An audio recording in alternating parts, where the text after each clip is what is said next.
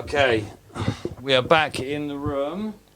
Hop 6. Man, that was awesome. Did you catch any of that? Yeah, I was listening to the whole thing. It's Energy. brilliant. Yeah, the energy was fantastic. Whoa. Did it get you all waking up? I'm well awake. I'm well awake. Right now, I could actually go for a run. No, actually, no, I couldn't. Right, well, we've got straight back into it. Next guest in the house. Now, interesting link. This is I think you saw my post about this. Emma is our mutual connection. Yeah. And Ash. Yeah. From Bohemia. Yeah. So Emma Queen from PwC and Ash from Bohemia. I posted about this. Mm-hmm. I get a message from this guy on LinkedIn. Hey, I've seen you about. We've been meaning to connect for ages. You don't know it. I don't know it. This seems like the perfect place to connect. Here we are. We're live in the studio, 6:30 in the morning. Why not? And then I looked into what you've been up to in your life, and a shared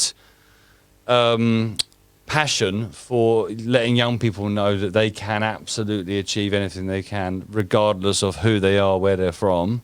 And your story was like, yeah, okay, we need to have a conversation. So welcome. Yeah, Do you want to thanks. introduce yourself? Yeah, go for it. So, I guess the reason for being here today, the reason for sitting here is, my own lived experience. Kind of feel like I need to share that with people so that they see that it's okay to not be okay. It's okay to feel different. It's okay not to necessarily fit into a norm, and particularly for young people. I left school at 16 with no GCSEs. I had a pretty tough time at school, suffered pretty bad bullying, didn't really fit into any group, didn't identify in any sort of group of people. And actually recently I've had a conversation with my mum, and she said, we're really worried about you. We worried about what you do with your life.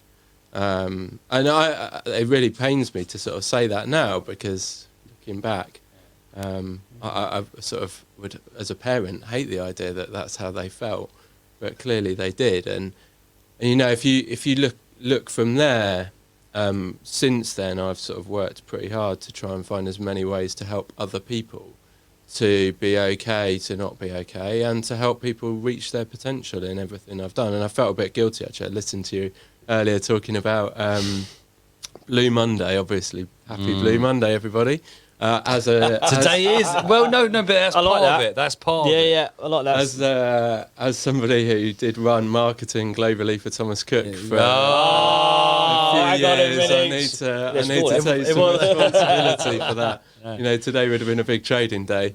It's Saturday before is like the biggest day for flights, isn't it? Yeah, and they're having it's really busy in travel at the moment, which is of course. So if you look at kind of that early start, I didn't really understand. I knew I had dyslexia. I was diagnosed with dyslexia at a young age, but I didn't really know much about kind of what that meant. I knew I felt different. In my head, I felt different. I didn't really fit in, and it took quite a long time. I spent some time accessing some CAMH support, adolescent CAMH support when I was a teenager, which was really helpful, some really good resources.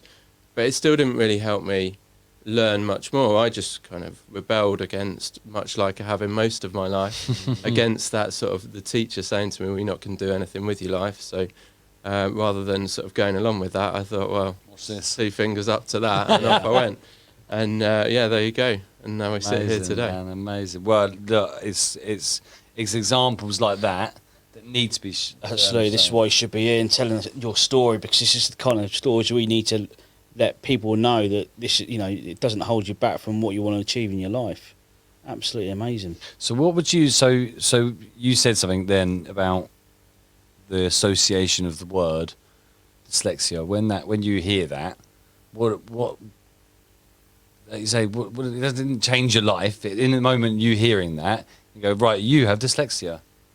What does that mean to you in that moment? Like what goes through your head off the back of that? What are the actions you take personally to process that? Yeah, so I've got dyslexia and I've got ADHD. Yeah. So the two things blur a little in terms of symptoms and in terms of my own experience, they sort of blur a little bit.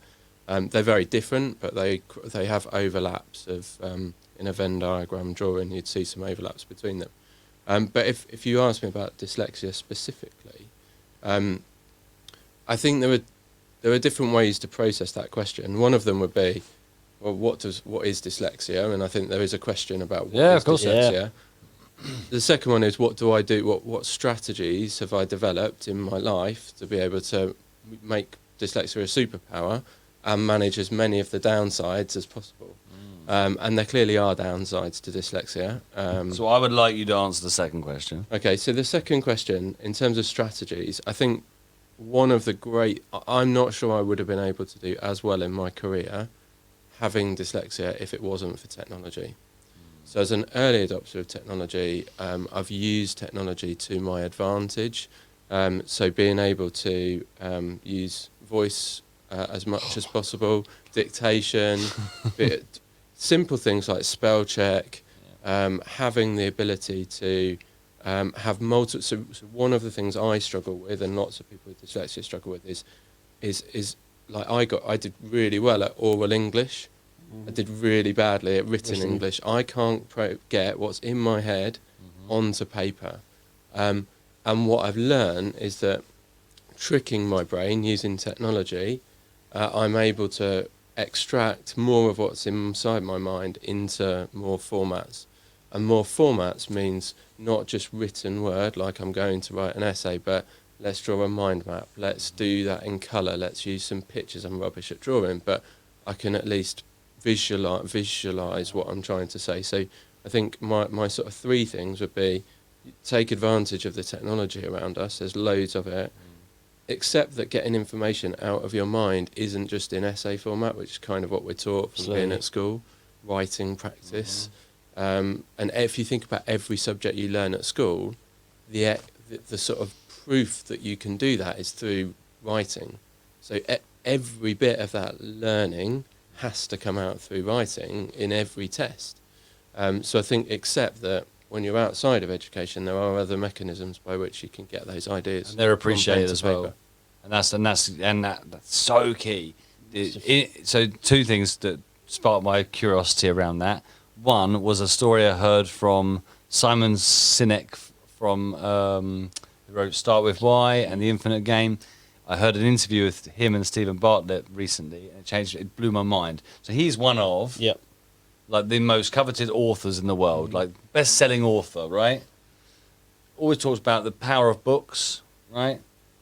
Don't read. Doesn't read. Can't read. Dyslexic. Wow. And he said, right, on the podcast, he said that the reason why Start With Why is such a great book and why he asks great questions is because he can't read. Because he has to ask the questions to get to deeper. So I can't read the what. I'm with you. I'm literally, I'm all the way. I can't read the paper. I can't do it. I can't process it in the same way that every other academic person can. So I have to I have to have this discussion, and you have to have that interesting. The second thing that I picked up on that around the technology side of things. So I voice note everything. Everything's voice note. But now, blimey, how lucky young people are. Oh, absolutely. Otter.ai and things like that, like where you can have this in the meeting room, and it will take the notes all for you, and even notice the different voices, so it can see who's talking different things. Or ChatGPT is like. That is like that is an ADHD entrepreneur's dream, Yeah, it really is. isn't it? Just Yeah. So I think people can take a lot of encouragement from hearing that. Challenge doesn't go away, in the sense that unfortunately the academic system still is very much the same way it is, and actually it filters into business. I've seen it now, where I was on a project last year. And part of the grant process, it was I won't name the project because they've learnt since. We had some words, and you had to submit a business plan, a written business plan, to get access to the funding. Now, for someone writing a business plan does not mean you know how to run a business. No. It's a marketing asset, right? Secondary, written format's a really challenging thing for a lot of people. And so I use the analogy of saying that you wouldn't have a 13-year-old complete their GCSEs day one. Why would you ask someone who's never run a business write a business plan day one, right? So they have changed. Now you can submit by voice note, by video, and by written format. So they are. Should do. Yeah, that's much better. So I I think the reading. Sorry, just to Go on, jump in please. Yeah, on go the on. reading point. I think reading. So I can probably name 3 books that I might have read cover to cover. Maybe not even got to cover to cover. Yeah. Part of that's attention, so it's a separate issue. Yeah. Or my brain's need for distraction Yeah. rather than an inability to attain. I think what's interesting about so on the flip side of a dyslexic brain needing to get information out, Yeah. the other brilliant thing about technology is the ways in which you can consume information to learn. And I certainly would not have been academic in terms of going and reading books and studying at libraries and reading papers, but I consider myself incredibly able to talk on a lot of subjects as a benefit of being able to consume information in podcast form, video Audible. form, Audible. I mean, I've been consuming information that way, and even information that's written on web pages is written in a format that is much more succinct than any book would write it. And I don't think you necessarily need that information. Certainly when I first started to consume information from the internet, most of it was in written form. It was in much punchier written form than written form that you would find in a book. TLDR format. Yeah, and it's easy to pick up just one chapter at a time. You Right. don't have the daunting prospect of an entire book from start to finish, which people feel they need to read from start to finish, even a reference book. Sometimes I with ChatGPT, sometimes I copy and paste an entire article on like Forbes or something, and I put it into ChatGPT and I say, "Can you TLDR this for me?" And it does, and it just gives you the summary. It's great. It's amazing. That's brilliant. So, you touched on your personal life when you were younger. You said that it wasn't a pleasant experience. Essentially, then that still fuels you today, clearly. Because even in the message you sent me, it was like where I started, and today it's where you started. How do you, how can we find the optimism in that for others? Yeah, I think firstly, everyone doesn't have to conform, so you don't have to be in the football team to be kind of popular in life. You don't have to be picked first when you're picking teams in primary school. I don't think that definitely doesn't define who you are. And I think as you go into the place of work and the place of society requires more diversity than school provides. And school actually requires people to generally conform because it's a system and a process, and by definition it needs people to be fairly close on that bandwidth to be able to control 30 kids in a classroom.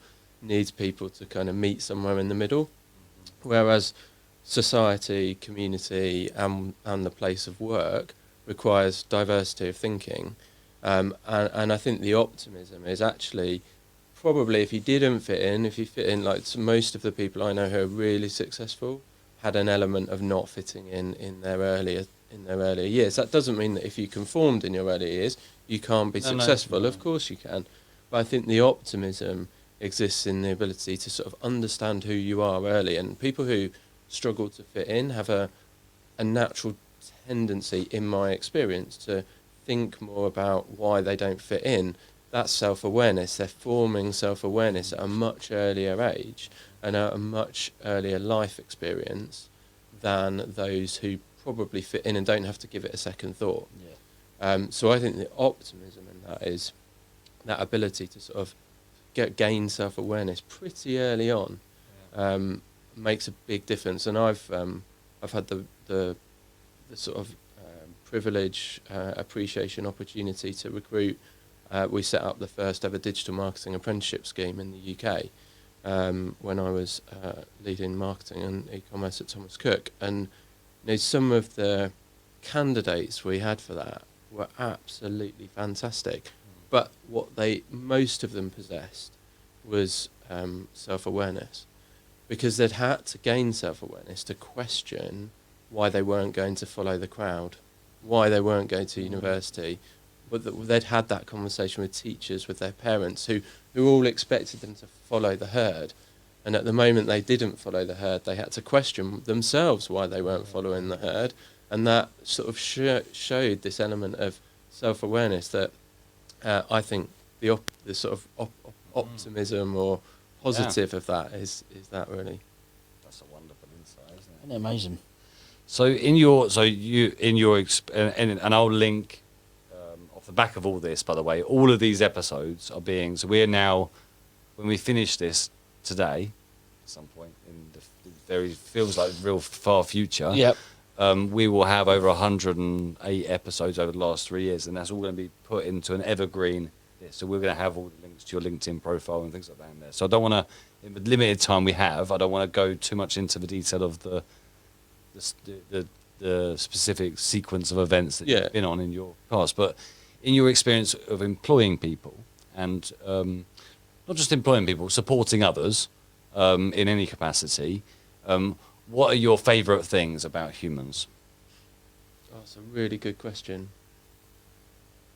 I think human beings are unpredictable, and I think that helps keep us on our toes. I was going to say, is that a good thing or a bad thing? Yeah. I think from a leadership perspective, you can always be. It can be challenging managing and leading humans, but actually, in terms of hiring humans, surprise and delight, I think, would be the thing that I would say most. But also, creating an environment of trust to enable people to bring themselves to work. I think in teams that's actually really quite challenging. If I look at the teams that I've been part of, have supported, have led, giving people the space to be themselves, but getting others to. It's okay if you can do that. You can come to work, be open-minded, but actually getting everybody in, avoiding that sort of groupthink, avoiding everybody getting to that sort of middle ground, allowing that diversity, I think is actually really quite challenging in a team environment. But I think you can do that by allowing people by encouraging people to trust one another, by allowing people to share their own interests, their passions, their enthusiasm, and be vulnerable. And some of the best human beings I have worked with and spent time with are the ones who can be vulnerable, and vulnerable with one another around them in such a way that they can bring the best out of everyone else, because by being vulnerable, they're giving others in the room permission to also be vulnerable. And I think that's really important. I don't think it's not an easy thing to do. What are some of the most remarkable things you've seen in people? Well, I think I can layer on that, and I think I can say that vulnerability, from my experience, both in the work we do now, with developing the young people that we support now and employing lots of people, I would say vulnerability is a trait of kindness, and actually that kindness is the vehicle to trust. Yeah. So if we create a culture of kindness, then the trust is almost an output of that. In my experience, that's the challenge. It is the challenge, because it's when you're an entrepreneur or when you're a leader in any format, in any situation, you want there to be the system and the process to make it, because it'd be much nicer if we could spend our times in rooms like this on our own with lots of whiteboards and lots of planning and risk management and just thinking about everything. And go, it's going to work like that, but then the surprise, you don't allow for the surprise. But actually, that's why I love working with young people, because their curiosity and their just willingness to just try things with little worry about failure. When you create that safe space, that's what you're describing there. I think that's there, and I think exactly the same. I think the surprise is the lovely piece. By the way, I should probably say it took me quite a long time to get to that point. So it took me quite a long time in my career to get to a point where I felt like I could be vulnerable, particularly in a position of leadership. because people are looking up to you. You think you can, you think you need to, you've got a bit of imposter syndrome. I was pretty young when I did quite a senior job. My peers would have all been in their 40s when I was in my early 20s. There was an element of imposter syndrome. And I think that brought out some of the worst in me in terms of my coping mechanism for that was to be arrogant, to substitute confidence. And therefore, actually, it probably took me till I was in my sort of late 20s to get to a point where I was able to be vulnerable as a leader. And that vulnerability then unlocks quite a different environment for people to work in. But I think even now, there would be people who probably haven't seen enough of my vulnerability, partly because you need the opportunity to do that in an authentic way. And I think being authentic with that is really important. You also have to balance that, because sometimes you can't, sometimes people are over. Sometimes you need to not, it's not okay to be, I've been too vulnerable in situations. Yeah. I think you will have seen this in your I've groups. definitely seen it. Yeah. See every end of that. Yeah, I think the trait that I see most in the groups is empathy in mine. It's a bit of actually another word, respect, maybe. Allowing men to talk openly about their mental health and the other accepting that, not making any judgments about what he's been going through. I've seen some amazing openness, and you say that, but vulnerability. That's what exactly it is. I think Kevin said it as well. Previous guest saying that actually it might take years, it might take months, it might take weeks for someone to go. I feel okay. I'm gonna. Yeah, absolutely. Yeah, it's getting that confidence to do that, to open up and talk, but also at the right time, but also the right person to hear that. It may not be their loved one. It may not be a stranger on the street. It may be. It could be anybody. Yeah. It's just, but it's that time and a place of when that person's ready to do it. Yeah. Amazing. So we've got 2 minutes left, and which is crazy to me because I need to get. So that's how we do this. Honestly, it's crazy. Get used to it, mate. It's going to help your time flow through the day, so that's good. Exactly. That's it. It's all a positive. It's all a bonus. So at some point, I need to get you on the Curious Entrepreneurs podcast. You'd be amazing on that. But Joe McMegan. Oh yeah. Yeah, I'm going to send you some stuff after this. Anyway, but I feel like I need to ask you another question. Can you share? So, with the success that you've had, can you said the word superpower earlier, and I love that. Oh, I love that as well. Can you tell everyone why, for Jamie, ADHD and dyslexia are your superpowers? Yeah, I can probably distill it, fortunately, down into just a few points. So I have the ability to consume an immense amount of information in summary form, and to store that in like storage memory, like on your hard drive. Think of my brain like that. My short-term working memory is appalling, and I really struggle with my short-term memory. But my storage is huge. That makes me able to have to use my dyslexic thinking to be able to visualize and make patterns and connect information that I store on my hard drive in a way that most people aren't able to do. Which means when it comes to strategy, creating ideas, coming up with plans, consuming information and giving a perspective using my experience of life on a business, for example, I can very quickly take a huge amount of information. I can summarize it. I can play it back to you, which if you're in a boardroom situation, or if you're in any sort of pitch, or if you need to get people on side, or if you need to gain support, get finance, anything like that, you need to be able to make something that's really complicated, really quite simple for the audience to be able to take away. And for me, being able to store a lot of information and then balance that with the ability to connect that information to form strings, to be able to work out patterns and to be able to use that meaningfully in life, that's my superpower.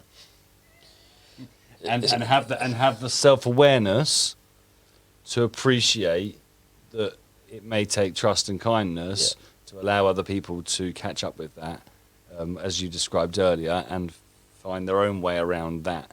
Yeah, important. and I think it's also it's easy for me to sit here and for an audience to go, oh, it's great, I need an ADHD diagnosis because I want some of that. I want that limitless We've drug. got some comments here. We've missed some comments. Yeah, sorry. Yeah, I'll come to them because I've got time. Yeah, I just didn't know. But I do think there's a really important footnote, which is actually the daily struggle and pain of ADHD. Yeah. Yes. For anybody who has it, or a parent that has it in a child, that's a whole nother podcast. And at some point, there's a huge amount of resources available online, but it is not without, a lot of other consequences and management. But the upside is huge. And if you've got a child who you can persevere with and sort of support them and give them the love and support and get resources to support you, they will come good in the end.